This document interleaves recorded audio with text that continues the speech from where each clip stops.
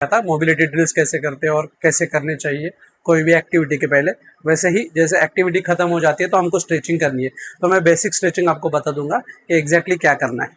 ठीक है, तो बेसिक स्ट्रेचिंग के लिए हम करते हैं, देखिए फॉर वैसे ही जैसे स्टार्ट ज्वाइन करते हैं नेक का, वैसे नेक से ही करते हैं। ठीक है, सिंपल वे में दबाना है, साइड से देखो, sideways, then sideways and again sideways.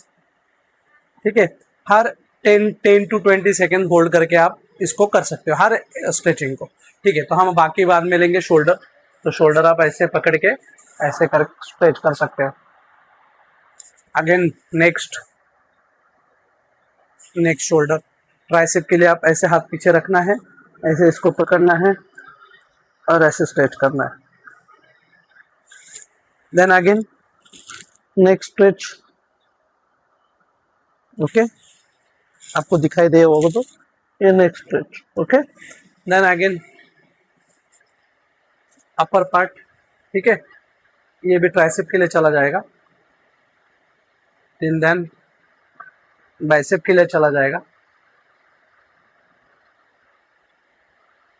Okay, हल्का जैसे आपके हिसाब से आपका मोबिलिटी कितना है, आपका जॉइंट कितना जाता है, उस हिसाब से ही स्ट्रेच देना, ज़्यादा स्ट्रेच देने की ज़रूरत नहीं है।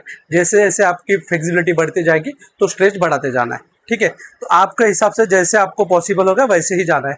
ज़्यादा उसको हम फोकस नहीं कर सकते, ठीक है, ज़्यादा उसको फोर्स नहीं कर सकते। तो ये हो गया, फिर उसके बाद सेम थिंग, ये हैंड, देन अगेन ये हैंड। ठीक है, तो ये आप करते समय ध्यान देना है कि इधर से प्रेशर आपको लगाना है। ठीक है, तो इसके बाद आप हल्का सा ऊपर हैंड करके लेग्स अप करके स्ट्रेच कर सकते हो। ओके, देन थोड़ा सा क्रॉस होके, देन नेक्स्ट क्रॉस।